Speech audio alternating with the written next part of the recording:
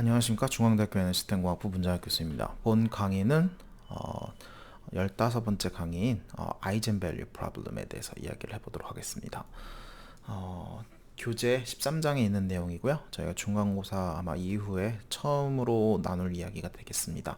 원래 이 부분은 여러분들이 워낙 잘 알고 있는 고유값 문제에 대한 내용이기 때문에 보통은 제가 수치 해석을 할 때는 잘 이야기를 하지 않습니다. 왜냐면은 뭐 여러분들이 이미 워낙 공업수학 시간에 많이 풀어보셨을 거고요.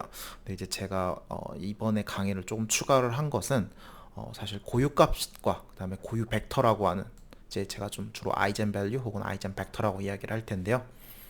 이런 고유값 같은 경우에 꽤 큰 의미들을 갖고 있기 때문에 저희가 주로 이 고유값을 많이 다루고 있습니다. 근데 이제 대부분 친구들이 이 피지컬 인터프리테이션이라고 할 수 있는 물리적인 의미 혹은 좀 약간 수학적인 그러니까 고유값의 수학적인 의미 말고 저희가 이제 사실 이제 전공에서라든지 혹은 이제 여러 가지 컴퓨터 디바이스라든지 그래피컬 이미지에서 우리가 이런 고유값을 가지고 핸들할 수 있는 여러 가지가 있는데요.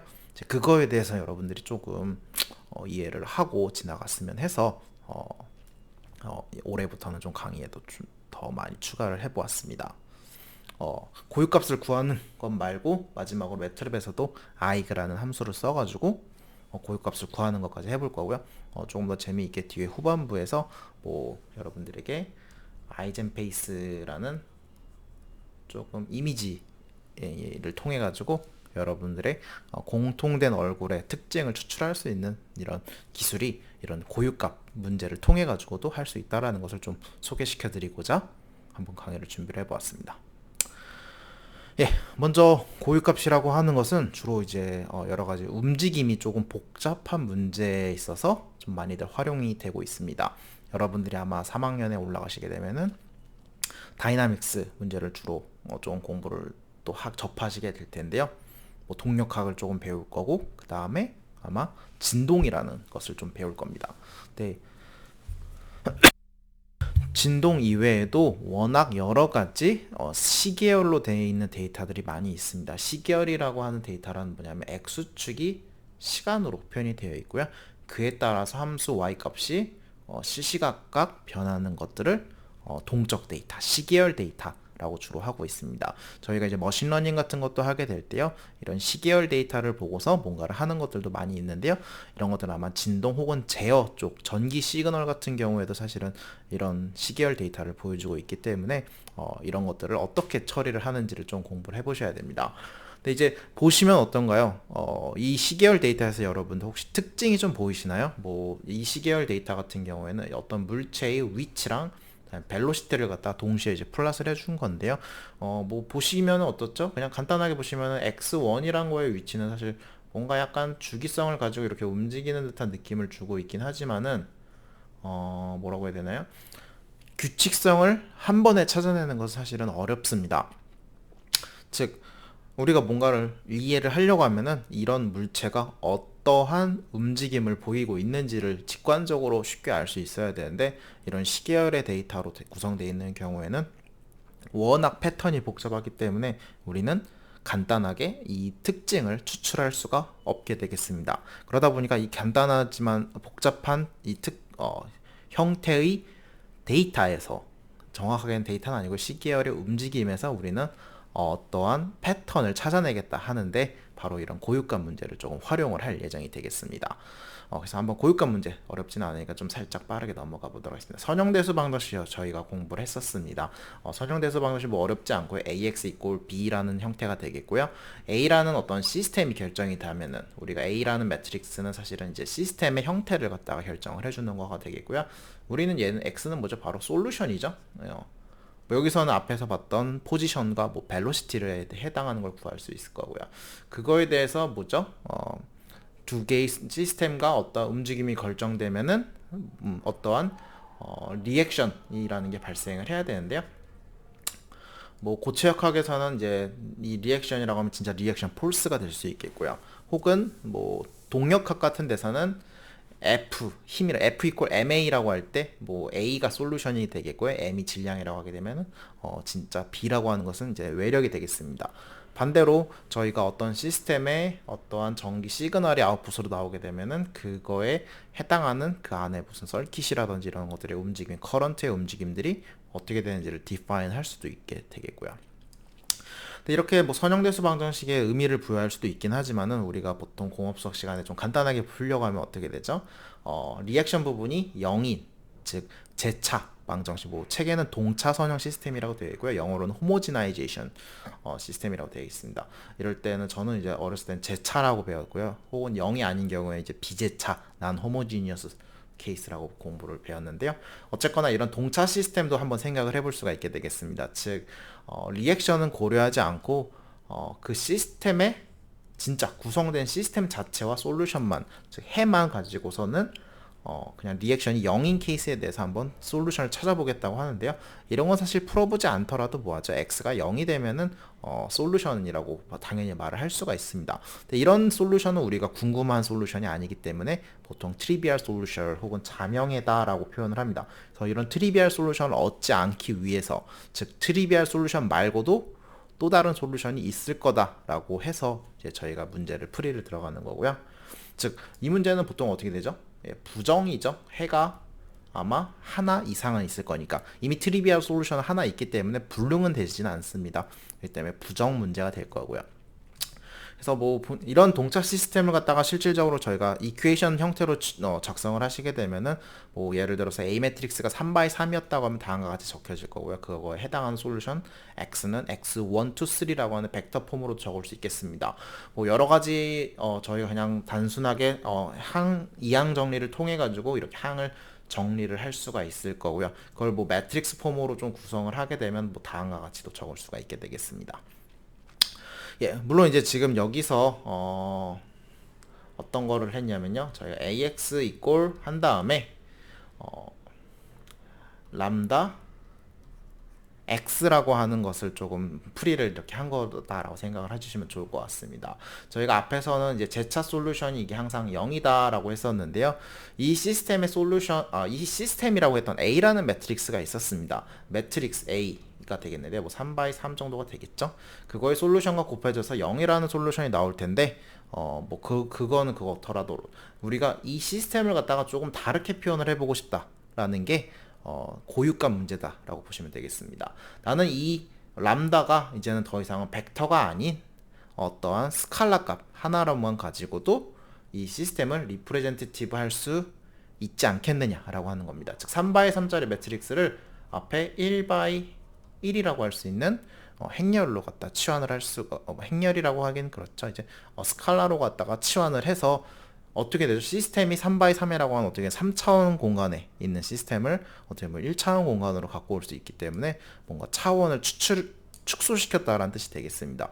그 말은 뭐냐면은 어떠한 특징을 아주 잘 뽑아와가지고 시스템을 표현을 했다라는 말과도 비슷하기 때문에 이런 고유값 문제는 복잡한 형태의 뭔가 시스템을 아주 단순한 형태로 갖다 표현을 하는데도 쓰인다 라고 좀 생각을 해주시면 되겠고요.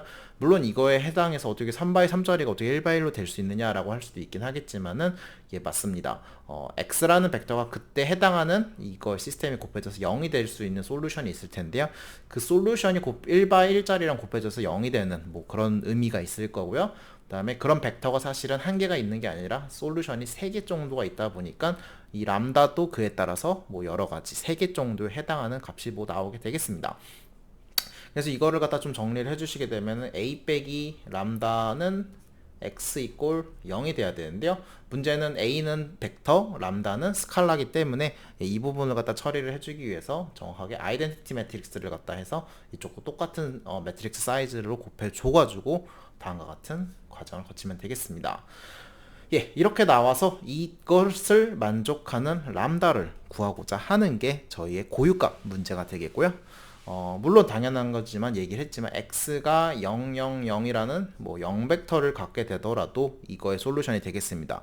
하지만 그거는 트리비얼 솔루션, 자명한 해기 때문에 그것을 고려하지 않고 이것을 만족하게 해줄 수 있는 람다를 구하고자 하는 게 우리의 핵심 목표가 되겠습니다. 예, 뭐 이런 것들 구하는 것 자체는 뭐 여러 가지 또 있긴 하겠지만은요. 만약에 이 행렬이 어떻게 되죠? 역행렬이 존재한다고 쳐볼게요. 역행렬을 곱해주면은 되겠죠, 앞뒤로. 여기 앞에도 역행렬을 곱해주게 되면은 사라지고 사라지고 해서 남는 건 x는 0이라고 했습니다. 즉 무슨 말이죠? 이 앞에 이 고유 벡터 시스템에 대해서는 뭐 해야 된다? 역행렬이 존재하면은 안 된다라는 것을 통해 가지고 저희 그래서 어떻게 구하죠? 뭐 여러 가지가 있긴 하겠지만은 예, 역행렬이 존재하지 않게 하는 거는 바로 이 행렬의 디터미넌트가 뭐하다? 예, 0이다. 라는 것을 통해 가지고 저희가 솔루션을 구할 수가 있게 되겠습니다. 뭐 그런 과정들은 이미 여러분들이 좀 많이 해보셨기 때문에 그거에 대해서는 이제 조금 한번 고민을 해보시면 좋을 것 같겠고요. 그냥 한번 좀 풀어보시면 좋을 것 같습니다. 그래가지고 이제 뭐 그 고유값에 해당하는 뭐 이런 그래픽적인 해석이 조금 있다라고 하는데요. 이 부분보단 중요한 거는 좀 다음 장에 살짝 얘기를 해보도록 하겠습니다. 저희가 이제 어떤 시스템이 이렇게 스프링 매스 시스템이 되어 있습니다. 뭐 여러분들 이런 시스템을 보시게 되면은 수학적인 식을 세우셔야 되는데요. 혹시 수학적인 식을 갖다가 세우는 거에 대해서 한번 고민을 해보셨는지 모르겠지만은 이런 걸 보면 어떻게 시스템을 결정을 해주셔야 되죠? 예, 먼저 시스템 하나만 보시고 이 친구 뭐였죠? F는 MA죠? 그렇죠? F는 MA라는 게 있기 때문에 우리가 MA를 갖다가 어떻게 되죠? 시간에 따라서 이거의 시스템의 포지션을 두 번 미분한 거를 가속도라고 표현을 하잖아요. 그쵸? 그리고선 뭐 하죠? 프리바디 다이어그램이라고 하죠. 이렇게 해서 시스템을 갖다가 결정을 해준 다음에 이 시스템을 당겨질 수 있게 해주는 힘의 원천이 두 가지가 있습니다. 첫 번째는 이 스프링이 당겨주는 힘, 이쪽은 오른쪽에 있는 스프링이 당겨주는 힘이 있다. 라고 보시면 되겠는데요. 이 첫 번째, 왼쪽으로 당겨주는 스프링의 힘은 당연한 거겠지만은 스프링 상수 K와 그 다음에 그거의 길이가 늘어나야 되는데 늘어나는 길이는 이 시스템이 움직이는 x1에 그대로 비례하기 때문에 이렇게 되겠고요. 그 힘의 방향은 내가 가고자 하는 곳의 반대 방향이니까 마이너스 붙여주시면 되겠습니다. 다음에 이쪽으로 당겨주는 힘 같은 경우에는 당연한 거겠지만은 여기도 똑같이 스프링 상수가 있을 거고요. 그리고서는 또 뭐하죠? 이 둘 사이의 스프링의 늘어난 길이가 중요한데 길이가 이쪽 x2가 움직이면은 뭐죠? x1도 똑같이 움직이기 때문에 길이가 실질적으로 변하는 건 x2에서 x1이 빠지고 그 부호가 반대가 된다라고 해서 이렇게 식이 하나 세워지게 되겠습니다. 뭐 그러면 당연한 거지만 이쪽도 그런 방식으로 세워주시면 되겠고요. M2라고 하는 것은 시간에 따라서 포지션이 두 번 미분된 거 시스템에다가 이쪽도 뭐 비슷하게 할 수 있겠죠. K에서 x2 빼기 x1 빼는 거랑 그 다음에 이쪽에 x2가 빠졌을 때 움직이는 뭐 이런 것들이 있을 거고요.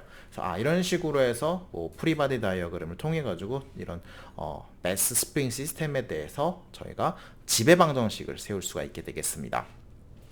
뭐 이거는 뒤에다가 조금 표현을 해놨습니다. 그래가지고 보시면처럼 뭐 포스 밸런스 이퀘이션을 갖다가 세우신 다음에요. 이거를 갖다가 조금 정리를 해보도록 하겠습니다. 그래가지고 한쪽 항으로 보여주신 다음에 x1과 x2도 구분을 해가지고 이렇게 항을 정리를 해주시게 되겠습니다. 그 다음에 이제 저희가 어떻게 해야 되죠? 보시는 것처럼 뭐 제차 솔루션이라는 걸 눈으로 확인할 수 있긴 제차 호모지나이제이션 솔루션이라는 것을 시스템이라는 걸 확인할 수 있게 되겠고요. 그 말은 이쪽이 다 0이다 라는 건데요. 문제는 뭐죠? 바로 x랑 x2가 이계 미분이 되어 있는 시스템이 되어 있겠습니다. 즉 이런 경우에는 저희가 뭔가를 조금 처리를 해주지 않으면 못 푸는데요. 저희가 공업수학 시간에 이런 거 선형 미분 방정식, 상미분 방정식 풀 때는 뭐하죠? 솔루션을 좀 가정을 하죠. 특히 제차 솔루션인 경우에는요. 그 솔루션을 뭘로 가정을 할까요? 바로 시스템의 x라는 것은 전체 매그니튜드랑 사인 함수로 갖다가 뭐 가정을 한번 해보도록 하겠습니다. 보통 뭐 지수함수도 써가지고도 하는데요. 뭐 지수함수건 혹은 사인함수건 한 번 미분하고 두 번 미분했을 때 그 형태가 크게 변하지 않기 때문에 우리가 이런 가정을 하고요. 사실은 주기성이 있는 함수인 경우에는 모두 다 앞에서 보셨던 시스템의 솔루션이 가능하겠습니다. 그래서 이렇게 솔루션을 가정을 한 다음에 얘를 갖다 두 번 미분을 하죠. 그래서 x는 그대로 나와 있고 사인을 두 번 미분하면 코사인 한 번 될 때 마이너스 붙였다가 다시 죄송합니다. 코사인 됐다가 그다음에 코사인에서 다시 사인으로 돌아올 때 마이너스가 붙게 되겠고요. 그리고서는 그 안에 있던 t에 대해서 미분하니까 오메가가 두 번 정도 밖으로 이렇게 나가면서 제곱이 된다라는 것을 확인할 수 있겠습니다. 그러니까 즉 앞에서 솔루션은 어떻게 되죠? 이쪽이 드디어 원래 솔루션에 해당하는 걸로 표현이 되겠고요.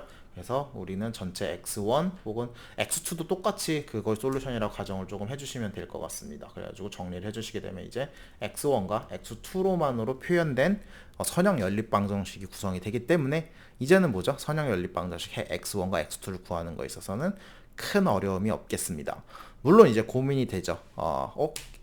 여기서 누가 모르나요? 저희는 아직 오메가를 모릅니다. 오메가 모르는 상황이고요. 그 다음에 뭐하죠? x1, x2도 모르는 상황이고요. m과 k는 알고 있기 때문에 큰 무리 없이 구하실 수 있겠습니다. 그래가지고 이 솔루션을 구하려고 봤더니만 뭐하죠? x1과 x2를 구해야 되는데 둘 다 0인 경우는 이 시스템의 당연한 자명한 트리비얼 솔루션이라고 했습니다. 자명한 해라고 했었고요. 그렇기 때문에 그거에 대해서 생각하지 않게 솔루션을 구하기 위해서 미지수가 지금 몇 개죠? 오메가랑 x1, x2 총 3개가 있습니다. 근데 미지수는 언노난 베리에블은 3개가 되겠고요. 식은 몇 개가 있죠? 이퀘이션은 2개가 있기 때문에 이 시스템은 부정 문제가 되겠습니다. 그래서 정확하게 솔루션을 구할 수 없긴 하겠지만은 우리는 앞에서 얘기했지만 이 자명해를 갖지 않았으면 좋겠다라는 제약 조건을 줬기 때문에 그 부분 때문에 식이 살짝 하나가 추가되는 느낌이 되겠고요. 그건 당연한 거지만 디터미넌트 시스템의 a-람다의 이 시스템이 이게 0이다라는 식이 하나가 추가가 되면서 식이 3개가 되겠고 미지수가 3개가 되는 시스템, 즉 해를 결정할 수 있게 되겠습니다. 그래서 어쨌거나 이렇게 해서 풀어보시게 되면 어떻게 될까요? 조금 풀려면은 뭐 어쩔 수 없이 값을 조금 주는 게 좋겠죠. 그래서 질량은 40kg, 스프링 상수는 200kN per m라고 해서요. 이걸 좀 정리를 해서 보시게 되면은 이렇게 정리가 좀 예쁘게 간단하게 될 거고요. 그 다음에 이제 뭐죠? 자명해를 갖지 않기 위해서 이 앞부분이 역행열을 가지면 안 되겠고 그거에 의해서 디터미넌트가 어떻게 된다?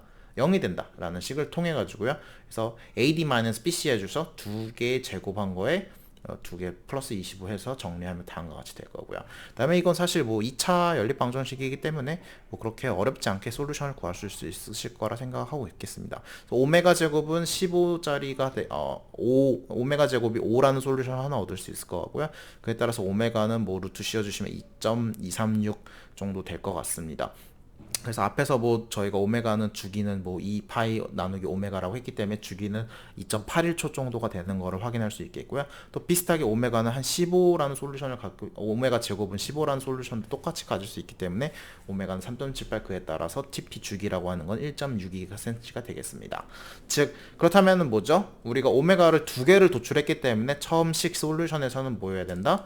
식이 2개를 따로따로 처리를 해주셔야 되겠습니다. 그래서 한쪽에다가 먼저 오메가 제곱을 5를 넣어주셔서 풀어보신 다음에 그때 나오는 솔루션은 보시면 어떻죠? x1과 x2는 솔루션이 값이 같다가 되겠습니다. 물론 저는 솔루션을 보시는 것처럼 마이너스 0.7071이라고 표현을 해놨지만은 이런 경우는 x1은 그냥 1이라고 하시고 x2도 1이라고 하시는 게 여러분들이 아마 과거에 풀으셨던 방법이실 것 같고요. 근데 이제 뭐 좀 여러 가지 이유가 있긴 하겠지만은 이거에 대해서 뭐 루트를 씌워가지고 노멀라이즈 해서 정교화 시켰다라고도 좀 표현하시면 되겠습니다. 즉 제가 구한 솔루션이 꼭 유일한 솔루션은 아닐 수도 있다라는 거고요. 또 비슷한 방식으로 오메가 제곱을 15라고 해가지고 푸시게 되면은 x1과 x2는 서로 부호가 반대 방향이 되기 때문에 보시는 것 같은 솔루션이 도출이 되겠습니다.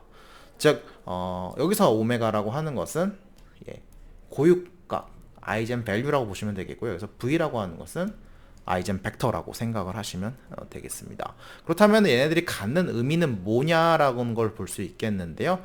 앞에서 보셨던 것처럼 좀 기억을 해주셨으면 하는 값 자체는 1.6이라는 값과 2.81초라는 건데요. 보시는 것처럼 1.6이랑 2.81이라는 애가 있고요. 그 다음에 저희가 모드를 구했습니다. 그래서 뭘 구했었냐면요. V를 구했는데요. 이 V라는 솔루션은 지금 뭐 한 거죠? 사실 V가 아니라 x1과 x2 값을 구하신 거죠. 근데 x1과 x2라고 하는 것은 무엇이라고 볼 수 있나요? 그거의 위치의 움직임이죠. x1과 x2가 어떻게 됐다? 둘 다 0.71, 얼마였죠? 0.07 정도 움직인 거죠. 물론 부호가 반대 방향이라서긴 한데 첫 번째 솔루션은 부호가 같은 방향이었죠. 그래서 그것만 좀 생각을 해주시면 좋을 것 같겠고요. 맞나? 그렇죠. 2.81이 이렇게 두 개고 하나는 0.71로 인도겠고 하나는 반대 방향으로 갔기 때문에 마이너스 0.71로 움직인 거를 볼 수가 있겠는데요. 즉 두 가지 움직임이 있다는 겁니다. 이렇게 매스 스프링이 달려있는 세 개의 스프링에 두 개의 질량이 되어 있는 시스템이 움직일 때는 두 개가 같은 방향으로 앞뒤로 이렇게 움직이는 거랑, 그다음에 두 개가 서로 왔다 갔다 할 수 있는 이 두 가지의 움직임이 있고요. 사실 시간에 따라서 보시게 되면은 이렇게 움직이는 것을 따로 같이 보면서 가까워졌다가 멀어졌다, 가까워졌다, 멀어졌다 같은 이런 움직임을 아마 동적으로 보셨을 건데, 그게 아니고 야 그냥 이거 이렇게 뒤로 멀어진 이 정도의 거리를 움직이는 거고, 그거에 해당하는 주기라고 할 수 있는 거는 그냥 1.62초 정도 아니냐라고 얘기를 해주셔도 되겠고요. 또 이렇게 시간으로 다 일일이 보시게 되면 이게 두 개가 같이 이렇게 하모닉하게 움직이는 것을 볼 수 있긴 하지만, 야 그냥 이거 그냥 같이 두 개가 같이 움직이는 벡터 형태 아니냐라고도 판단을 내리셔도 되겠습니다. 그래서 아주 뭐 간단하게 이런 시간에 따라서 움직임을 갖는 거의 시스템을 우리가 간단한 벡터의 움직임으로 볼 수도 있겠고요. 그게 아니면 뭐 이렇게 되면은 뭐 0.71, 0.7이니까 두 개가 같은 방향. 저거의 움직임은 이쪽이고 저거의 움직임은 뭐 이쪽 아니냐라는 식으로 이렇게 두 개의 벡터로 갖다가 또 표현을 하실 수가 있게 되겠습니다. 그렇기 때문에 이런 모드라고 하는 것은, 즉 진동에서 되게 복잡하게 움직일 것 같긴 한 시스템을 갖다가 아주 간단한 형태로 주기성이 얼마를 갖고 있고 혹은 매그니튜드가 얼마가 되겠고, 그거의 움직임을 아주 심플한 벡터 형태로 갖다가 표현을 해줘서 그 시스템을 설명을 할 수 있다라는 거가 되겠죠. 그래서 이런 두 가지 움직임을 가질 거고, 실질적으로는 우리가 시스템에다가 지금 무슨 솔루션을 구했었죠? 기억을 해주셨으면 하는 게 AX 이꼴 B가 아니라 0이라는 솔루션을 가정을 한 다음에 구했습니다. 이 말은 무슨 말이죠? B가 0이었다? 제가 아까 말한 리액션이라고 했었죠. 이거 시스템, 스프링이 저거 질량 매스가 움직이려면 어떻게 해줘야 되죠? 여러분들 힘을 주셔야 되죠. 즉 이런 시스템이 움직이려면은 사실 여러분들 적어도 얘를 한번 팅 쳐주거나 혹은 계속 흔들어줘야지 이 스프링에 딸려있는 애들이 계속 움직이잖아요. 즉 외력을 주셔야지만이 움직입니다. 외력을 주지 않으면 뭐 한다고 하죠? 트리비얼 솔루션이죠. 가만히 있죠 사실은.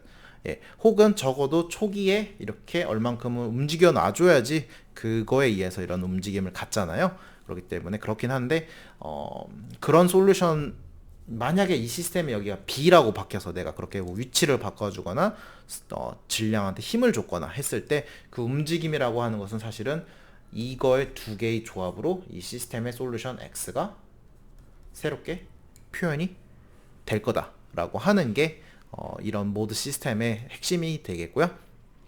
그렇기 때문에 우리는 아주 간단하게 모드만 보고서, 시스템의 모드만 보고서도 동적 시스템의 움직임을 어느 정도 패턴을 갖고 예측을 할 수가 있겠습니다. 즉 여러분들이 아무리 이 시스템을 복잡하게 흔들어도 이 두 개가 서로 멀어졌다가 가까워졌다 혹은 같이 움직였다 하는 이 두 개의 모션이 짬뽕 돼가지고 나오는 것 말고는 절대 동작이 나올 수가 없게 되겠습니다. 물론 아주 트리비얼하게 솔루션은 뭐죠? 가만히 있는 것도 있겠죠? X가 시간에 따라서 아예 변하지 않는 그런 솔루션을 제거를 한다고 치면은 어쨌거나 이 솔루션은 그렇게 나올 수가 있다. 그런 물리적인 의미가 있기 때문에 여러분들에게 아이젠 밸류, 아이젠 벡터들의 문제들은 아마 공부를 하시게 되면 계속 나오는 형태가 될 거라고 확신합니다. 그래서 뭐 매트랩에서도 뭐 이렇게 벡터 A라는 벡터 구해주신 다음에요, 뭐 당연한 거겠죠, 출력이 되고요. 그 다음에 뭐 ig라는 함수를 쓰셔가지고 구하시게 되면은 V는 igen 벡터가 나오는 거라고 생각하시면 되겠고요. 람다라고 하는 것은 이제 value가 이렇게 나온다고 보시면 되겠습니다. 그러다 보니까 저도 아까 여러분들에게 보여드렸던 거는 왜 마이너스를 붙였냐라고 하면은 매트랩에서 나온 값이라서 이걸 좀 그렇게 한번 해봤고요. 람다 같은 경우에 이렇게 다이어고널한 형태로 값이 나오게 되겠습니다. 그래서 이런 것들도 한번 해보시면은 뭐 그렇게 어렵지 않지 않을까라고 생각을 하고 있고요. 뭐 이거에 대한 알고리즘을 앞에 공부했던 것처럼 공부를 해도 좋긴 하겠지만은 그거의 의미보다는 조금 더 다른, 더 중요한 게 있어서 오늘은 여러분들에게 한번 소개를 시켜드리려고 한번 재밌는 거를 갖고 와봤습니다. 저는 재밌을 것 같은데 한번 같이 보시죠. 예일 데이터베이스라는 게 있습니다. 예일 데이터베이스라고 하는 건 뭐냐면 이렇게 사람의 얼굴을 갖다가 촬영을 해놓은 좀 데이터베이스가 되겠습니다. 이런 거 보죠. 얼굴을 딱 보니까 어떻죠? 우리 핸드폰 요새 홍채 인식 혹은 이제 페이스 아이디라고 해가지고들 많이 하잖아요. 근데 좀 궁금하지 않나요? 저 이런 아이디 어떻게 내 얼굴을 보자마자 나인 거를 구분해낼 수 있을까라고 하는 것들에 대해서 아마 여러분들도 한 번 정도는 궁금해 보셔야 되지 않을까, 이 세계를 살아가는데. 그래서 가끔 그런 경우들도 있잖아요. 뭐 예를 들어서 내 얼굴 사진을 찍은 다음에 그 종이를 갖다 딱 갖다 대면은 이게 열릴까? 이런 것들도 한번 궁금해 하셨는지 잘 모르겠습니다. 근데 이제 뭐 여러 가지가 있긴 하겠지만 홍채 데이터가 아닌 경우에 사실 페이스 리커거니션이 되는 경우에는 카메라 이미지로만 가지고 그 사람에 대해서 특징을 갖다가 추출을 해가지고 보는 거기 때문에 엄밀하게 동일한 얼굴을 출력을 했다고 하면은 페이스 아이디가 열려야 되지 않나라고 저는 생각해서 그렇게 따지면 보안에 되게 취약한 거 아닌가라는 생각들도 하고 있습니다. 네, 뭐 어쨌거나 그거는 그거와 별개고, 그렇다면 그런 어쨌거나 페이스 아이디 같은 거는 어떻게 작동하는지에 대해서 한번 여러분들 바로 오늘 공부한 아이젠 밸류, 아이젠 벡터를 통해 가지고 그걸 구할 수 있다라는 것을 한번 좀 보여드리도록 하겠습니다. 즉 그렇다면은 이제 저희가 어떠한 특징을 추출을 해야 되기 때문에 고유값이랑 고유 벡터를 추출을 해야 되기 때문에 그거에 대해서 뭔가 매트릭스가 필요합니다. 그러다 보니까 좀 많은 매트릭스가 필요하다 보니까 특히 얼굴 사진이 필요하죠. 그걸 갖다가 연구를 하는데 도움이 되라고 이렇게 예일 B 데이터베이스 같은 게 있다 라고 보시면 되겠습니다. 뭐 간단합니다. 예일에서 보시는 것처럼 이런 복잡한 구에다가 놓고서는 카메라가 정말 많이 설치되어 있습니다. 그리고 한 방에 촬영을 해줍니다.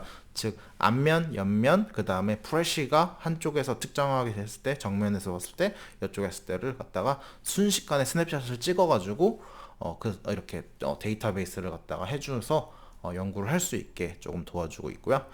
이렇게 하는 이유라고 하는 건 뭐냐면은 그 사람의 얼굴이 정확하게 이 공간에 정확하게 묘사가 돼야 되니까, 이 면에 정확하게 위치를 해야지 조금 연구가 좀 수월하다 보니까요, 이렇게 한 거고요. 이걸 가지고 특징을 잡은 다음에 우리가 실질적 카메라 할 때 우리 카메라 화면에 내 얼굴이 여기 있을지 여기 있을지 모르지만은 요새는 뭐죠, 얼굴을 이렇게 딱 디텍팅 해주는 뭐 그런 알고리즘 같은 거 있잖아요. 그럼 딱 뭐죠, 여기로 딱 매칭을 시켜가지고 야 이거 누구 얼굴이야 라고 딱 이렇게 할 수 있게 하는 알고리즘이다 라고 생각을 하시면 되겠습니다. 그렇기 때문에 데이터가 좀 필요할 것 같아서 여러분들에게 All Face 트랩이라고 하는 파일을 갖다가 업로드를 해드리겠습니다. 저장을 해주신 다음에 로딩을 해주셔야 되는데, 이거는 그냥 제가 쓰고 있는 그냥 데이터 패스이기 때문에 이 부분은 생략을 하셔도 될 것 같습니다. 그래서 한번 이 데이터를 다 읽어보시게 되면 다음과 같은 꽤 많은 사진이 있습니다. 죄송합니다. 32,256이라고 하는데요. 이거는 이쪽에 192바이 픽셀이 있고요. 이쪽은 168바이 픽셀이 있어서 이거를 두 개를 곱하시게 되면은 이 값이 나온다라고 보시면 되겠고요.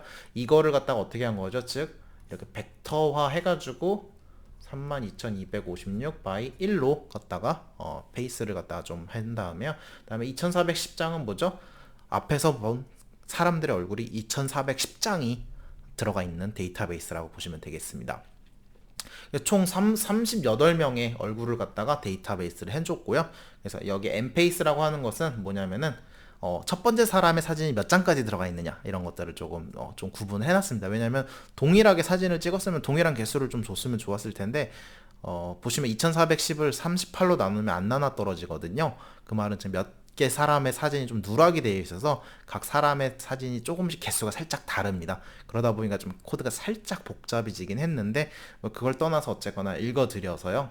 그래서 이런 페이스를 주로 쓰겠죠. 저희가 갖다 쓸 거고요. 그래서 이 페이스를 갖다 쓸 건데요. 그래서 페이스를 갖다가 이렇게 벡터로 되어 있으니까 이렇게 해줘야 되는 건 리쉐입이 필요하겠죠. 그래서 저는 이 페이스를 리쉐입을 해줍니다. 그래가지고 다시 바꿔주는 작업을 이렇게 포문을 거쳐서 갖다 좀 해주고 있습니다. 그래서 36명만 했습니다. 38명인데요. 32명은 사실 학습을 안 하는 게 좋지 않나 싶어가지고 또 있고요. 36명의 얼굴을 갖다가 좀 다 한번 플러스를 해보려고 좀 이렇게 해봤습니다. 38명은 딱 안 나눠 떨어져가지고요. 즉, 그 각각의 사람들의 첫 번째 사진이 있습니다. 그 2410장 중에서 총 38명의 사진이 세트로 되어 있는 거기 때문에 그 사람들이 각각의 첫 번째 사진들을 갖고 한번 이렇게 플러스 동시에 해보려고 이렇게 조금 준비를 해본 거고요. 이건 뭐 돌리는 데 있어서 그렇게 중요한 건 아니에요. 얼굴 한번 확인을 해본 겁니다. 이렇게 다양하게 다양한 인종과 다양한 성별은 아니죠. 뭐 두 개의 성별밖에 없겠죠. 그래서 그 정도 성별의 얼굴들을 갖다 이렇게 플러스를 해봤고요.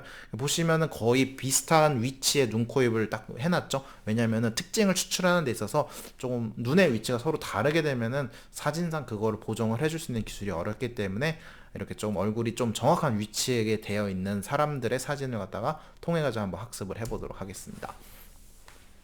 예, 그래가지고 이제 또 한번 봤습니다. 그리고 첫 번째 사람 사진에서 또 다른 사진들 한 60 몇 장 정도의 사진들이 더 있습니다. 그래서 예일비 데이터가 한 명의 사진을 촬영을 할 때 어떠한 사진들을 쭉쭉쭉 보여주는지 보면 아시겠지만은 프레시라이트를 컨트롤 해가지고 그 사람의 얼굴이 보시는 것처럼 빛을 받게도 하지만 못 받게도 해가지고 다양한 형태로 사진이 촬영이 될 수 있게 이렇게 데이터가 세트가 되어 있다는 것을 한번 확인을 하고 그 다음에 진행을 하셔야겠죠. 그래서 이런 것들도 한번 공부를 해보시면 좋을 것 같습니다.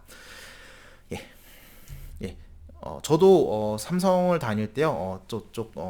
머신러닝을 AI를 연구하던 그룹에서 저한테 갑자기 와가지고는 사진 좀 찍어달라고 해가지고 저도 이거를 좀 했었는데요. 그때는 가가지고 회사 밖에 가가지고 시간마다 이제 아침에 한번, 점심에 한번, 저녁에 한번 해서 왜냐면 석양이 지잖아요. 그래서 그 해의 각도에 따라서 제가 사진을 동서남북으로 이제 촬영을 해가지고 그때 이 데이터를 학습을 하라고 준 적이 있었거든요. 갤럭시 몇 시리즈였는지 기억이 안 나는데 그래서 저는 개인적인 제 얼굴은 아마 리커거나이제이션이 잘 되지 않을까 갤럭시를 쓰게 되면은 그런 생각을 하고서 이제 저의 얼굴 데이터의 일체를 제공을 한 적이 있었습니다. 어쨌거나 그런 게 있고요. 오늘 이제 여러분들이랑 좀 얘기를 하려고 하는 것은 사실 아이젠페이스라는 말로 좀 많이 활용되고 있는 기술 중에 하나가 되겠습니다. 그래서 컴퓨터 아이젠페이스라고 이름을 좀 지어봤고요. 그래서 뭐 해야 될까요? 저희가 첫 번째 페이스에 있었던 사람들의 전체 행벡터를 갖다가 가지고 와서 뭐 하는 거죠? 전체 사람들의 36명 정도에 해당하는 데이터셋을 다 갖고 와서 트레이닝 페이스라고 저는 이름을 지어가지고 좀 한번 해보겠습니다. 이건 나중에 저희가 좀 알기 쉬운 다른 벡터로 쓸 거고요. 그래가지고 이렇게 사진을 갖다 이렇게 10벡터를 한 거를 갖다가 이렇게 쭉 늘려가지고 아까 뭐 2400 얼마 있었잖아요. 2400장을 다 쓰는 건 아니지만은 그 정도 개수로 이렇게 쭉 늘려주신 다음에요. 그 다음에 뭐 할까요? 예, 한번 사람들의 평균적인 얼굴은 어떨까를 한번 보고 싶어가지고 이쪽 방향으로 다 평균을 내버렸습니다. 그래서 민 함수를 써가지고 콤마 2를 썼는데요. 이쪽에 있는 애들 다 합산을 해서 여기에 그거의 민밸류들이 저장이 될 수 있게 각 픽셀의 민밸류가 저장이 된 거겠죠. 그래서 그걸 갖다가 한 다음에 한번 다시 리쉐입을 해서 이렇게 벡터로 돼 있던 거를 갖다가 이렇게 행렬로 갖다가 바꿔줘서 다시 출력을 한번 해봤습니다. 봤더니만 우리 앞에서 봤던 그런 다양한 사람들의 얼굴이 다음과 같은 공통적인 특징을 가지고 있습니다. 물론 당연한 거겠지만 눈, 코, 입의 위치가 또 똑같다 보니까 그렇긴 한데요. 그래도 어떻게 보시면 어떻죠? 코랑 눈에 그 다음에 입이라든지 이런 거의 형태들이 사실은 사람들마다 거의 공통적으로 가지고 있는 특징이 되겠습니다. 그렇기 때문에 이런 것들을 보시면서 사람의 얼굴은 평균적으로 어떻다. 뭐 이런 것들 뭐 가끔 뭐 재미있게 뭐 어플이라든지 뭐 연예 이런 데서 뭐 연예인들 얼굴 이렇게 합쳐놓고서는 뭐 이런 거 하잖아요. 이런 방식으로 한다라고 보시면 되겠습니다. 근데 이제 그걸 더 나아가서 이제 여러분들에게 조금 하려고 하는 것은 무엇이냐면요. 그 사람들의 사진을 갖다 제가 평균을 냈긴 했지만은 저는 그게 궁금한 게 아니라 내 얼굴에 저 사람과 똑같은지 혹은 다른지에 대한 차별성을 보고 싶습니다. 즉 그러다 보니까 제 트레이닝 페이스라고 했는데요. 이 부분은 사실은 안 해도 되는데요. 제 얼굴 사진에서 평균치를 좀 빼줘 버렸습니다. 빼주고서 그 이미지를 갖다 쓰는 경우가 있겠고요. 혹은 그냥 그 이미지 그대로 쓰셔도 상관은 없습니다. 네, 조금 근데 수학적인 좀 의미가 있어가지고 이걸 조금 더 이렇게 해봤고요. 그래서 저희가 이제 아까 말한 사람 얼굴의 이미지 샷을 갖다 이렇게 다 해놓고 2040장 했잖아요. 그래놓고 거기서 그 평균적인 값은 앞에서 봤던 이 사람의 얼굴을 한 값을 하나였잖아요. 그래서 이 하나를 갖다가 각각마다 다 빼줘가지고 그 좀 약간 이미지가 있는 부분은 좀 공통적이 있는 부분을 살짝 빼줘 버렸습니다. 그리고서는 그렇게 빼주면 뭐죠? 내 얼굴 사진은 이제 나만의 특색이 있는 것만 남겠죠. 그래서 그런 것들을 좀 감안을 한번 해본 다음에 그 다음에 뭘 했냐면은 이 매트릭스 X를 트랜스포즈해서 서로 곱해버렸습니다. 이게 의미하는 게 뭐냐면은, 물론 여기선 제가 지금 거꾸로 됐는데요. 보통은 이쪽이 트랜스포즈, 이쪽이 없으면 더 좋았을 텐데 행렬이 좀 안 맞아가지고 제가 이렇게 한 건데요. 무슨 말이냐면은, 우리 행렬 곱할 때 어떻게 하죠? 이거 곱하기 이런 거 하잖아요, 그쵸? 근데 만약에 이게 좀 이렇게 돼 있지 말고 트랜스포즈를 이렇게 시작했다고 좀 하겠습니다. 이쪽에 사람 얼굴 이미지를 이렇게 눕혀놨고요. 그거에 트랜스포즈 된 거는 여기 이렇게 된 거잖아요, 그쵸? 예, 이걸 갖다 서로 행렬곱을 하게 되면 어떻게 되죠? 이거 곱하기 이거 곱하잖아요. 그리고 나오는 게 이 첫 번째 위치에 나오는 거죠. 근데 지금 뭘 곱했죠? 똑같은 사람과 똑같은 사람을 곱해버렸죠. 그러면 뭐가 나와요? 이 벡터는 서로 동일한 벡터가 되겠습니다. 즉 우리가 서로 동일한 벡터는 곱하면은 1은 아니지만은 그거에 해당하는 꽤 큰 값이 나올 거라는 걸 알 수 있을 것 같고요. 그 다음에 그런 게 있습니다. 중간에 어떤 사람을 내가 이렇게 곱해버렸습니다. 근데 이 사람은 나랑은 완전 얼굴이 반대야 라는 생각이 있습니다. 그런 경우에 이거랑 이거를 곱하게 되면은 어딘가에 이쪽에 값이 있을 텐데 서로 뭐 하는 거죠? 완전 안 맞다라는 건 뭐냐면은 벡터랑 벡터를 곱했을 때 서로 오쏘고날, 직각이다라는 뜻이기 때문에 값이 0이 나올 겁니다. 즉 나랑은 공통적인 게 하나도 없는 사람은 0이 나올 거고요. 그런 식으로 보시게 되면 어떻게 되죠? 나랑 어떤 관계를 갖고 있는지를 알 수 있죠. 그래서 값이 뭐 여기선 최대치가 나오겠죠. 사실 최대치를 얼마라고 할지 모르겠지만 100이라고 하겠습니다. 그리고 다른 사람은 뭐 90, 80, 어떤 사람 빵도 나오고 어떤 사람 5도 나오고 이렇게 쭉쭉쭉 해서 봤더니만 이 값이 의미하는 게 뭐냐라면 나와의 관계가 코릴레이션이 어떤지를 알 수 있죠. 그럼 두 번째 줄, 이쪽을 두 번째 줄로 생각을 하고 또 똑같이 그 작업을 하게 되면은 두 번째 사람은 당연한 거지만 비슷한 값을 갖겠죠. 왜냐면 똑같은 벡터를 했던 작업이니까요. 그 다음에 나 자신은 당연한 거지. 최대치가 나올 거고, 그 다음에 어쩔 때 보니까 뭐 0도 나오기도 하겠고 뭐 이렇게 하겠지만은 이런 특징을 가지고, 그 다음 세 번째 하게 되면 이 80이라고 했던 애가 여기 나올 수밖에 없죠. 똑같이 했기 때문에. 그리고 나 자신은 100이 가장 큰 값이 나올 거고요. 즉, 그걸 갖다가 이렇게 서로 이미지야 이미지에 대해서 정리된 형태를 갖다 서로 이렇게 트랜스포즈해서 곱해 주시게 되면은 바로 코릴레이션 매트릭스라고 저희가 얘기를 하고 있습니다. 저희가 이렇게 강아지 사진이 하나 있는데요. 그 강아지 사진을 갖다가 이제 제가 그냥 벡터로 있는 걸 가지고 그냥 갖다가 X랑 X 트랜스포즈 혹은 XX 트랜스포즈를 하시게 되면은 다음과 같은 코릴레이션이 있는데요. 뭐 여기서는 이 픽셀과 다른 픽셀과의 서로 연관성이 어떻게 되어 있는지를 갖다 보는 거고요. 대각선 보시면 어떻죠? 조금 색깔이 딱 확 티나진 않지만 가장 하얀색, 가장 높은 값을 가지고 있습니다. 내 자신과 내 자신은 가장 큰 코릴레이션을 가지고 있기 때문에 대각 행렬은 가장 큰 값을 보이고 있을 거고요. 뭐 이렇게 값이 낮은 검정색 영역들은 서로 뭔가 미스매치가 되어 있어서 정확하게는 이제 오쏘고나란 특성이 가지고 있다 보니까 그런 특성이 이렇게 나온다라고 보시면 되겠습니다. 그래서 이런 코릴레이션 매트릭스를 갖다가 저희는 C라고 해서 정의를 한 다음에 그 다음에 뭐 할 거냐면은, 그리고 이걸 한 이유는 다른 게 있습니다. 우리 이미지의 벡터 사이즈가 어떻게 3만 얼마에 2천 얼마였잖아요. 여기 3만 4천 뭐 이렇게 있었는데 아이젠 밸류를 하려면 정사각 행렬이 돼야 되거든요. 그래서 이 코릴레이션 매트릭스를 하시게 되면은 뭐 3만 얼마짜리 3만짜리에 큰 아주 그 정사각 행렬이 나올 수 있겠고요. 그리고서는 아이젠 밸류를 할 수가 있습니다. 근데 이때 그냥 아이젠 밸류 그냥 해버리시게 되면 여러분들 컴퓨터 뻗어버립니다.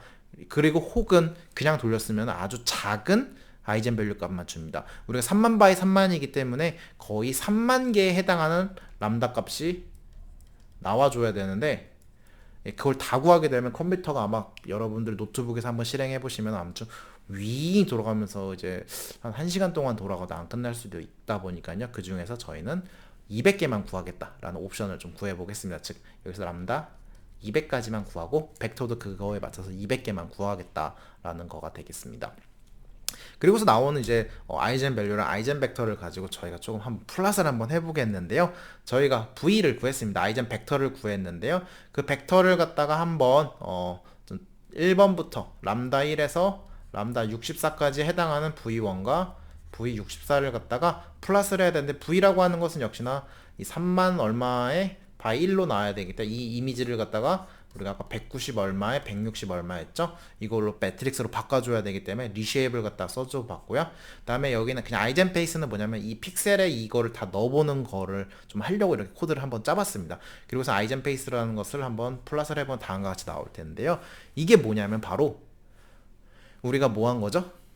한 64명의 거의 2000장에 해당하는 이미지에서부터 특징을 추출한 겁니다. 근데 특징을 추출할 때 당연한 거지만 아이젠 밸류가 높은 애가 가장 특징이 많이 나와 있을 거고요. 여기 보시면 첫 번째 사진 보겠습니다. 보면 어때요? 그 사람의 얼굴에 사람들의 얼굴에 공통적이라고 할 수 있는 저희 에버리지라고 할 수 있는 특징이 나와버렸죠. 물론 에버리지를 뺐는데도 나왔습니다. 즉 첫 번째 아이젠 벡터는 사람들의 가장 공통된 형태의 얼굴이 나와버린다 라고 생각을 하셔도 될 것 같습니다. 그리고 점점 뒤로 가면 갈수록 어떻죠? 이런데 좀 한번 볼까요? 얼굴이 눈이 약간 기울어져 있거나 혹은 그런 경우들 있죠. 즉 눈이 약간 좀 비대칭적인 것들에 대한 정보들이라든지 뭐 이런 것들에 대한 정보가 담겨져 있겠고요. 즉 앞부분일수록 주로 어떻다? 사람들의 공통적인 특징이 있을 거고요. 뒤로 갈수록 그 사람들의 특이한 형태의 특징들이 주로 나와 있을 거다라고 보시면 되겠습니다. 그렇기 때문에 여기서 바로 핵심 알고리즘이라고 할 수 있는 페이스 아이디의 핵심 알고리즘이라고 할 수 있는데요. 매칭을 시켰더니만 이 얼굴이랑 비슷하게 나오면 어떻게 될까요? 이걸 열어줄까요? 여러분들? 이건 열어주면 뭐죠? 누구나 갖다 대면 다 열리는 거죠. 즉, 이 페이스 리커거니션의 핵심은 이 수많은 아이젠 벡터들 중에서 나랑 매치도가 가장 높은 벡터가 있는 애들이 패턴이 되는 겁니다. 즉, 내 얼굴은 얘랑 얘들로만 가장 코릴레이션이 높아가 나왔을 때 이걸 만족할 경우에만 나의 그 휴대폰의 잠금이 해제가 된다라고 보시면 되겠습니다. 즉 여기에다가 곱해 보시게 되면은요, 사실은 누구나 다 높은 내 얼굴 사진, 이제 내 증명사진 갖다 내고 여기다 곱하기 코릴레이션 매트릭스 해보시게 되면은요, 아주 높은 값이 나올 겁니다. 아주 높은 값. 왜냐하면 누구나 다 저 얼굴을 가지고 있으니까요. 그건 열리면 안 되고요. 근데 봤더니만 이 뒤로 가면 갈수록 나랑은 코릴레이션 값이 되게 낮아질 거거든요. 되게 낮아져야 됩니다. 근데 유달리 나랑 코릴레이션 값이 높은 이런 애들이 있거든요. 그게 뭐냐면 나의 특징이 반영되어 있는 아이젠 벡터 혹은 아이젠 페이스라고 표현을 하는데요. 그렇게 되기 때문에 그걸 만족하는 아이젠 벡터들이 누구인지를 알게 되면은 나라는 사람이 특정이 되어지는 거죠. 물론 그렇습니다. 그렇기 때문에 또 아이젠 밸류를 한번 또 이렇게 다 플러스를 해봤습니다. 저희가 200개 정도 뽑았기 때문에 그 값을 봤는데요. 이 로가리즘으로 플러스 했기 때문에 첫 번째 아이젠 밸류랑 뒤에 200번째 아이젠 밸류는 오더 자체가 한 1000배 이상 차이 납니다. 그렇기 때문에 여기는 정말 특징이 강력하게 표현이 되는 쪽이고요. 이쪽은 특징이 아주 약하게 표현이 되는데, 근데 내가 이쪽 패턴에 여기 이런 애들이 나랑 매칭이 정말 좋아. 그러면 뭐죠? 이게 내 얼굴인 거죠, 사실은. 그러다 보니까 제가 앞에서 얘기했었지만은 제가 그 갤럭시 할 때 제 얼굴 촬영을 해서 넣습니다. 무슨 말이냐면은 내 얼굴에 아이젠 페이스는 여기 들어가 있습니다. 근데 다른 사람들의 아이젠 페이스들도 아이젠 벡터들이 같이 들어가 있을 확률이 크기 때문에 모든 벡터가 저랑은 만족하지는 않습니다. 하지만은 특정 벡터들이 저랑 완전 매치가 됐을 경우에 그게 내 얼굴이 될 수 있을 거고요. 여러분들 사진도 학습이 안 돼 있더라고 할지라도 여러분들 사진 이제 페이스 아이디 할 때 여러 군데 찍으라고 하잖아요. 그쵸? 찍었을 때 이미 학습된 데이터베이스에서 추출한 사람들의 특징들이 있는 이 아이젠 페이스들 중에서 어떠한 벡터들이 여러분과 가장 높은 코릴레이션 값을 갖는다라는 것을 빠르게 도출을 해가지고 여러분들 페이스 아이디를 어떻게 보면 암호처럼 가지고 있는 거죠. 몇 번째 벡터의 얼마 값, 몇 번째 벡터의 얼마 값들이 이 문장혁이라는 사람의 얼굴을 대표할 수 있으니까. 그래서 제가 다음에 갖다 냈을 때 바로 아이젠 밸류 값이랑 콜레이션이 있는 애가 바로 계산이 돼가지고 바로 화면이 열린다 라고 보시면 되겠습니다. 예, 그리고 뭐 여러 가지가 있긴 하겠는데요. 이 아이젠 페이스를 이렇게 해서 갖다 쓰는 경우들도 있긴 하겠지만은 또 다를 때도 쓰고 있습니다. 뭐 예를 들어 가지고 또 한번 준비해봤는데, 이거 강아지 사진, 제가 좋아하는 강아지 사진인데요. 이 강아지 사진을 갖다 한번 이 아이젠 페이스에다가 한번 투영을 시켜보도록 하겠습니다. 그래서 투영을 시켜보기 위해서 그래도 얼굴 사진 크기를 맞춰줘야 되기 때문에 전체 이미지 불러온 다음에 이 100 x 1200은 이쪽 근처를 갖다가 좀 이렇게 선택을 해줬고요. 그 다음에 이미지 사이즈를 우리 M x M이라고 하는 뭐 190 얼마에 168이었나요? 이 정도 사이즈로 갖다 다시 사이즈를 리사이징 해줘가지고 맞춰주고, 그 다음에 쉐입을 다시 해서 뭐 3만 얼마짜리 바이 1로 해줘가지고 테스트 페이스를 갖다가 하나 만들어줬습니다. 그래가지고 한 다음에 뭘 했냐면요, 저희가 앞에서 곱했던 V 트랜스포즈를 했던 애들 중에서 전체의 200개의 벡터를 갖다 쓰는 게 아니라 첫 번째에서 25개의 벡터만 아이젠 벡터들을 가지고 와서 만든 코릴레이션 매트릭스에다가 내 테스트 페이스를 갖다가 서로 곱하기를 해주면은, 그리고 다시 에버리지 페이스를 사실 좀 더해줍니다. 왜냐면은 뭐 우리가 이미 초반 할 때 에버리지 페이스를 뺐던 거기 때문에 다시 그만큼 더해주는 거를 갖다가 이미지라고 해서 그걸 저장을 한번 해보는 방식을 사용을 해봤고요. 그래가지고 이것을 하게 되면은 다음과 같은 결과가 나오겠는데요. 뭐가 나오냐면은 제 강아지 얼굴을 갖다가 이미 사람이 학습된 곳에다가 투영을 시켰어. 그리고 그거에 적절한 개수의 아이젠 베이스를 곱하게 되면은 보시는 것처럼 어떻게 되죠? 강아지 사진이었던 애가 거의 사람의 얼굴 형상을 띠고 있죠. 근데 이 사람의 얼굴 형상을 띠고 있는 건 기본적으로 뭐죠? 저희가 에버리지, 사람들의 평균 값을 이미 준 상태이기도 하겠지만은 내 강아지 얼굴이라고 하는 것을 1번부터 10번까지의 아이젠 페이스 누구냐면은 1번부터 10번까지니까 여기까지죠. 여기에다가 투영을 시켜버렸습니다. 프로젝션 내적을 했기 때문에 행렬곱이잖아요. 벡터가 내적이 돼서 그거의 형태로 갖다 표현이 되겠고요. 그러다 보니까 이렇게 늘리면 어떻게 되죠? 점점, 물론 이게 우리가 뭐라고 해야 되냐, 이 벡터를 엄청까지 늘리게 되면은 R 값이 제가 다 계산은 안 했지만 뭐 1600개에서 뭐 사실은 3만 개 다 나오거든요. 이 3만 개를 다 해가지고 넘겨주면 다시 강아지 사진이 사실은 나옵니다. 네, 그렇게 나오기도 하지만은 그래도 어쨌거나 이런 식으로 해가지고 강아지를 갖다가, 물론 이제 너무 다른 애를 갖다 해줬기 때문에 이 얼굴이 이렇게 좀 나오긴 하는데, 어떻죠? 점점 강아지랑 사람을 동시에 합성을 할 수 있는 기술로도 사용이 가능하겠습니다. 즉 만약에 이걸 제 얼굴로 했었으면요, 사실은 조금 더 리얼리스틱하게 할 수 있을 것 같고요. 그래서 뭐 예를 들어서 뭐 연예인 사진을 둔 다음에 다른 사람들이랑 이렇게 아이젠 페이스를 한 거를 갖다 이렇게 벡터를 골라와서 곱하시게 되면은 그 사람들의 얼굴이 이렇게 합성이 될 수 있다 라고 판단을 하시면 되겠습니다. 요새 뭐 페이크 이미지 같은 거 많잖아요. 그래서 그런 것들이 사실은 이런 형태를 통해 가지고 활용이 되고 있다라는 것도 볼 수 있겠고요. 또 사실은 여기서도 여러분들이 조금 기억을 해주셨으면 하는 방식은 뭐냐면은 이 아이젠 벡터를 갖다가 다 갖고 온 게 아니라 일부분만 갖고 와서 이미지를 뭔가 리컨스트럭션 했다라고 볼 수 있겠습니다. 우리가 원래 사진이라는 게 있는데요, 그 이미지를 갖다가 이렇게 축약을 시킬 수도 있다라는 것도 한번 조금 나중에 기억을 해주시면 좋을 것 같겠고요. 사실은 이거는 제가 준비를 못한 거는 아이젠 벡터로는 아니고요, 다른 디컴포지션을 방법을 써가지고 매트릭스 디컴포지션을 써가지고 하는 방법이 되겠는데요. 여러분들 사실 뭐 LU분해 공부하셨잖아요. 그래서 여러분들이 배운 여러 가지 디컴포지션 중에서 아마 이제 가우스 엘리미네이션과 LU 디컴포지션도 있을 텐데, 나중에 이런 거 공부하시게 되면 싱귤러 밸류 디컴포지션 SVD라는 게 있습니다. 싱귤러 밸류 디컴포지션이라고 하는데요, 아이젠 밸류랑 비슷한데 아이젠 밸류랑 다른 거는 얘는 렉탱귤러한 행렬을 갖다가 분해를 할 수 있다라는 장점이 있습니다. 그런 경우에서는 이미지의 축약에서도 좀 많이 쓰이고 있겠고요. 사실 오늘 공부했던 아이젠 페이스 같은 경우도 여러분들이 이 싱귤러 밸류 디컴포지션 컨셉으로 공부를 하시면 조금 더 쉽게 이해를 할 수가 있겠습니다. 그리고 제가 오늘 이거를 이렇게 한 이유는 여러분들에게 조금 하고 싶었던 거는, 사실 이것도 머신러닝의 기법 중에 하나가 되겠습니다. 뭐 프린시플 컴포넌트 어널리시스라고 해서 PCA라고 하는데요, 주응력 분석이라고 하고 있습니다. 그래서 주응력 분석이라고 하는 건 무엇이냐면은, 저희가 방금 아이젠 벡터를 구해왔잖아요, 어떤 시스템에. 즉 그 시스템의 핵심이 되는 인자들만 가지고 봐도 된다는 뜻입니다.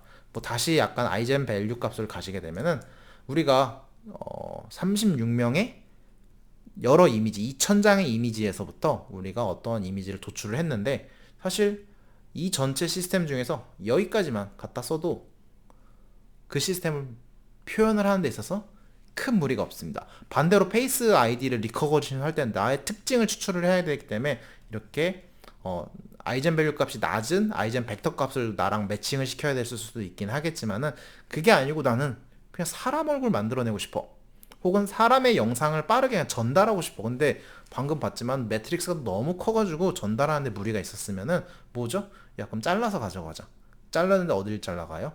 공통적이 있고 아이젠 밸류가 큰 값을 잘라서 매트릭스를 줄여서 가는 거죠. 사실은 이미 이건 우리가 했습니다. 무슨 말이냐면은 저희가 아이그 썼는데 내가 너무 매트릭스가 너무 커가지고 200개만 쓰자고 했잖아요. 그쵸? 근데 이 말은 무슨 말이냐면은 이 시스템이 사실은 우리가 원래는 시스템 X라고 하는 게 뭐죠? 람다의 뭐 아이젠 벡터랑 람다가 벡터 값들 V랑 람다가 이렇게 다이아고널로만 있는 경우들이 뭐 합쳐져서 표현이 돼야 되는 건데 그게 너무 커서 나는 잘라온 거거든요. 이만큼. 그 말은 여기도 이만큼 잘라진 거예요. 근데 나는 그걸 얘랑 똑같다라고 표현을 한 거죠. 근데 뭐죠?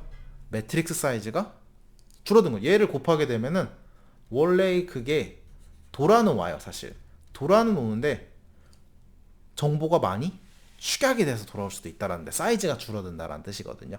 그래가지고 이런 방식으로 쓸 때 어떤 때 쓰냐면 우리가 영상 같은 거 사진 보낼 때요 화질을 축약을 시키고 싶을 때 있잖아요.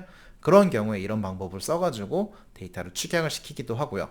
반대로 축약된 정보로부터 특징을 잘 추출해서 반대로 화질을 좋게 다시 재복원하는 방법에도 이런 기법들이 쓰이고 있습니다. 그래가지고 뭐 만약에 나중에 뭐 AI 같은 거 관심, 뭐 인공지능 관심 있으셔서 이런 거 하실 때도 있긴 하겠지만은요, 네, 이렇게도 활용이 되고 있고 그거의 가장 기본이 되는 기술로서 고유값도 사실은 여러분들이 잘 활용을 할 수 있다라는 것을 조금 소개시켜 드리려고 이번 강의를 준비를 해보았습니다. 조금 어려운 부분도 있고요. 조금 직관적으로 이해가 잘 안 되는 부분도 있다라는 거 알고 있습니다.